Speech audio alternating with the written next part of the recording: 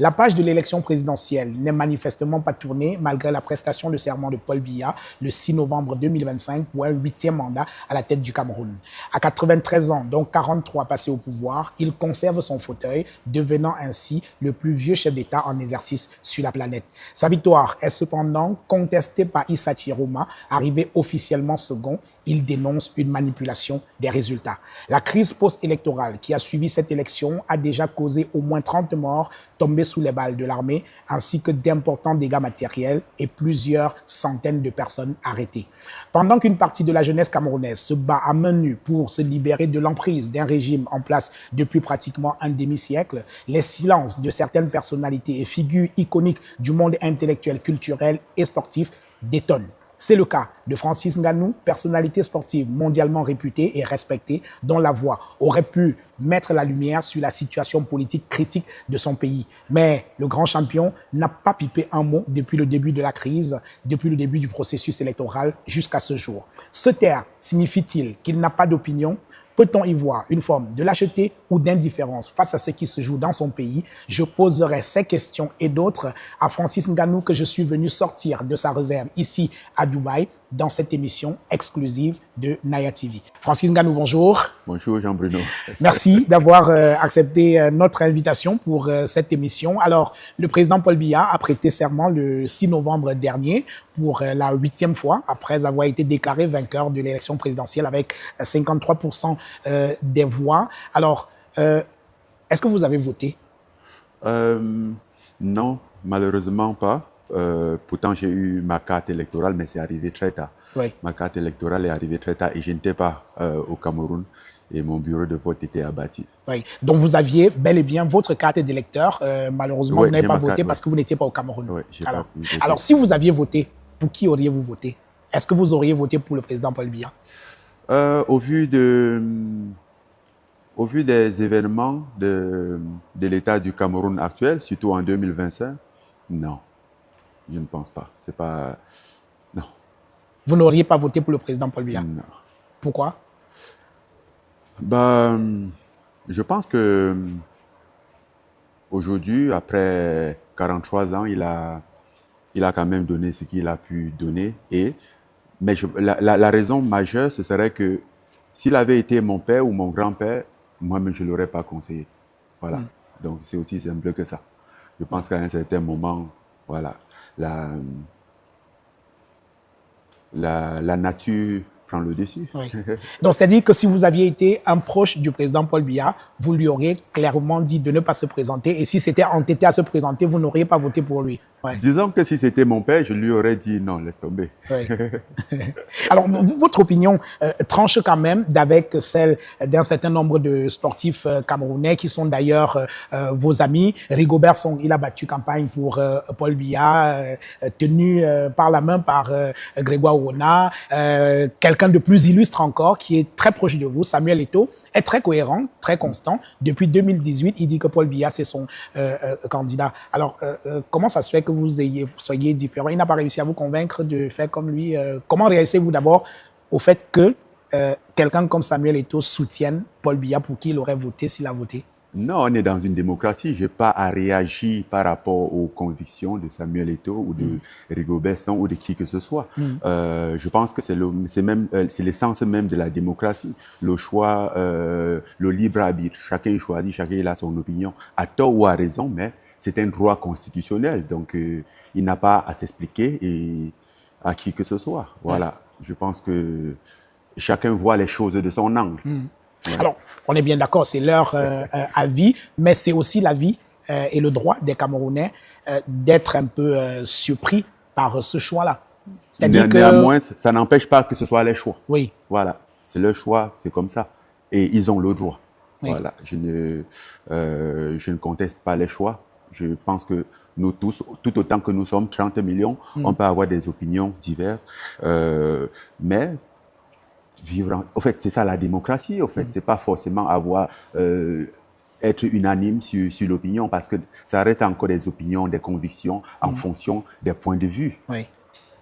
Et quand vous êtes ensemble, quand vous discutez, est-ce qu'il vous arrive parfois de discuter des questions politiques? Et quels sont les arguments qu'ils mettent sur la balance pour justifier leur position? Est-ce que ça vous arrive de discuter? On est plus sportif, on est moins politique. Oui. Donc, les discussions politiques, ce ne sont pas des discussions que j'ai régulièrement. Voilà. Oui. Après des ambitions, des rêves pour le pays, oui, on en parle, mais sans toutefois aborder des questions politiques. Moi, bon, je pense, j'ai déjà dit une fois que je ne faisais pas la politique, même si je crois m'être trompé à l'époque, parce que on fait la politique ou la politique nous fait. Ouais, d'une façon ou d'une autre. Voilà, d'une façon ou d'une autre, mais c'est pas mon quotidien. Ouais. C'est pas mon quotidien. Ouais. Alors, ça ne m'intéresse pas. Déjà, si ça n'avait pas été les élections, je n'aurais pas été au courant de beaucoup de choses, parce que je ne m'intéresse pas au quotidien. Oui. Du milieu politique. Alors, quand on dit que la crise qui a suivi l'élection du président Paul Biya a entraîné déjà au moins 30 morts, de nombreux blessés, plein de dégâts matériels, plusieurs centaines de Camerounais qui aujourd'hui croupissent dans les prisons, interpellés pendant cette crise post-électorale-là. Comment réagissez-vous à tout cela?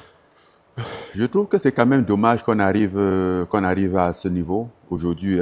Ces dernières semaines, oui.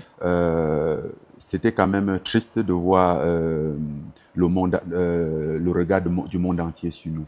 Ce qu'on projetait à l'extérieur, et limite ça faisait un peu honte. Oui. Et d'un autre côté, il y a la crise post-électorale, les manifestations, il y a eu les décès. Et ce que moi, j'ai beaucoup déploré, même si je n'ai pas pu, en temps normal, fait ce que je voulais faire, ce qui était d'adresser mes condoléances aux familles des défunts, parce que bon, c'est triste quand même d'en arriver là, d'être les dommages collatéraux pour un changement. Mais on est à un point où le peuple est juste fatigué de crier, de ne pas se faire entendre. On a l'impression de crier aux sourdes oreilles. Donc voilà, et c'était ça qui s'est manifesté après les élections. C'était un peuple qui disait, nous, on n'en peut plus, écoutez-nous, voilà. Et le fait qu'on soit arrivé à déplorer des morts, c'était quand même triste. Et où il y a eu, comme tu as dit tout à l'heure, j'ai vu quelques vidéos circuler sur les réseaux sociaux, les balles réelles qui ont été tirées, et c'est là où tu t'es dit, OK, où est-ce qu'on va? Oui. Qu'est-ce qui se passe? Comment on cherche? Parce qu'on a vu tant de manifestations. Les manifestations, on les voit un peu partout. Et ce qui m'a encore écœuré le plus, c'est que le lendemain, on ne parlait même pas de la manifestation. Effectivement, il y a eu quelques délinquants qui se sont jetés dans le tas et qui ont profité pour opérer. Pour piller, oui. Voilà, pour piller. Et le lendemain, on ne parlait que de casse. Tellement qu'il n'y avait même pas eu manifestation. Tellement qu'il n'y avait pas eu un peuple qui disait on est fatigué. Et je me dis, comment est-ce qu'on peut balayer du revers de la main une situation comme ça? Parce que la moindre des choses, et en politique, ce que les politiciens ils font, parce qu'on sait tous que les politiciens, ce sont des bons menteurs, mais ils mentent bien. Ils promettent au moins, ils disent, ah oui, on a compris, on va gérer. Et je pense que c'est ce qui a manqué le plus en ce moment. C'est-à-dire que vous trouvez que les revendications qui étaient celles d'un certain nombre de citoyens camerounais sont tout à fait légitimes, c'est ça? Oui, ce sont des revendications qu'en tant que Camerounais, nous sommes tous concernés. Revendiquer une meilleure condition de vie à son gouvernement, à ses autorités, c'est pas trop demandé quand même. Hein? Et sachant à quel point ce peuple il souffre. Oui. Tu vois. Et dans le cas d'espèce, dans le cas d'espèce, le peuple, enfin ceux qui manifestaient, c'était contre ce qu'ils ont considéré comme la fraude électorale. Là aussi, c'est un droit. Dites-vous. Là aussi, c'est un droit. Après, je pense que ça aurait été une opportunité au gouvernement de prendre cette opportunité et de dire, OK, voici les éléments. J'ai entendu parler des procès-verbaux. Effectivement, on a vu quelques-uns sur les réseaux sociaux, mais pas assez pour juger. Je n'ai pas vu 31 500 procès-verbaux sur les réseaux sociaux. Donc, n'étant pas en capacité, moi, de trancher, de savoir ce qui s'est réellement passé, parce que je n'avais j'ai aucun élément à disposition, ça aurait été de la responsabilité de l'administration de dire, OK, si vous contestez, présentez vos arguments. Oui. Je pense que c'est ça aussi la démocratie. Alors, vous avez eu honte de l'image que le Cameroun a renvoyée au monde entier ces derniers temps. Dites-vous, qu'est-ce qui vous a particulièrement fait honte de l'image que le Cameroun a renvoyée ces derniers temps au monde entier? Je pense qu'on a, on a fait savoir au monde entier comment on est divisé, comment entre nous on n'est pas unis.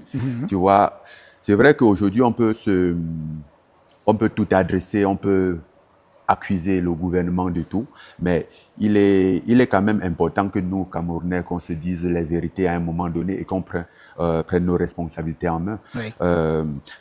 On va voir certains gens, je ne sais pas si c'est le déni ou c'est quoi, mais qui vont nous dire tout va bien et qui sont peut-être contre ceux qui disent que ça ne va pas. Oui. Et il m'est arrivé quelquefois peut-être d'être quelque part et il y a quelqu'un qui va arriver, peut-être regrouper quelques jeunes pour leur parler. Et il va leur dire non, tout va bien, comme ça, le Cameroun. Je me dis, mais lui là, comment il a fait pour arriver ici au fait? Et je vais faire un tour autour de sa voiture pour voir si sa voiture a les ailes qui se déploient. Parce que si c'est sûr qu'il n'a pas pris la même route que moi, sinon il n'aurait pas tenu ce discours-là. Tu vois. C'est-à-dire les mauvaises routes, quoi. Voilà, les mauvaises routes, les mauvaises conditions de vie. Aujourd'hui, on est dans une situation que dès que tu t'en sors un peu, et même ceux-là, pour ceux qui ont la possibilité, qui ont un peu des moyens, tu ne peux pas construire aujourd'hui au Cameroun sans avoir un forage chez toi, sans avoir le groupe électrogène. Pour pallier les problèmes d'électricité, les problèmes d'accès à l'eau potable. Quand tu vas pour acheter une voiture, pour ceux qui peuvent acheter la voiture, tu te demandes si ça a le 4x4, si ça tient, si ça a des bons amortisseurs, parce que tu sais ce qui peut arriver, tu vois. Et tu peux pas, ils n'inscrivent pas les enfants dans des écoles au Cameroun. C'est à l'extérieur. Et ils vont prendre des assurances santé. Et dans ces assurances santé, ils vont tous prévoir l'évacuation sanitaire. C'est beau. Je ne dis pas non, je n'ai rien contre ça. Tu vois, aujourd'hui, si je peux, je fais la même chose. Parce que je n'ai pas le choix. Oui. Mais après, il ne faut pas dire que le pays va bien. Oui, après, il ne faut pas dire que le pays va bien. Si ces problèmes étaient... Parce que combien de personnes au Cameroun aujourd'hui ont la possibilité d'avoir tout ça? Voilà, le pays ne va pas bien à cause d'un certain 1%. Oui, aujourd'hui, grâce à Dieu, avec un peu d'effort et de chance, je me hisse un peu, peut-être pas dans les 1%, même dans les 20%. On va vous êtes bien modeste. Mais bon, je m'en sors, je ne me plains pas. Mais la réalité, c'est que le pays ne va pas. Il m'arrive parfois de voyager, peut-être quittant de Yaoundé pour aller à l'ouest. Et en arrivant à l'ouest, tu vois, assis dans ma voiture climatisée, tu vois, je profite, je me dis, ah, ça va, la vie, elle est belle. Et il suffit peut-être parfois de s'arrêter à un péage et tu regardes à travers ta vitre fumée où on ne te voit même pas de l'extérieur. Quand tu regardes le monde extérieur, c'est triste quand même. Tu vas voir peut-être, il y a 3 générations qui sont là. La grand-mère, la mère, la fille. Et quand tu réfléchis un peu, tu te dis, la maman, la grand-mère peut-être quand ça n'allait pas, elle a dû se dire, ok, je me bats pour l'avenir de ma fille. Peut-être que on va faire mieux. Autour de sa fille, ça n'a pas donné aussi. Ensemble, la grand-mère et la mère se sont battues aussi pour la fille, qui a fini par les rejoindre au carrefour pour vendre ce soit je ne sais pas, le bitacola, le fruit noir, les arachides, l'eau glacée. Pour essayer de s'en sortir, c'est triste, tu te dis, qu'est-ce que tu peux faire? Rien, mais c'est triste quand même. Tu vois, ça arrache, avoir ça autour de toi, ça arrache quand même ta joie. Tu vois. Et sans toutefois oublier le fait que ça aussi, c'est ma famille. Hein. On parle... Parce que je vois certains, ils disent, ah ouais, tu t'en sors. Peut-être que j'ai la tête hors de l'eau, mais il faut voir le poids qui est attaché sur moi, qui me tire vers le bas. Et ça, c'est ma famille.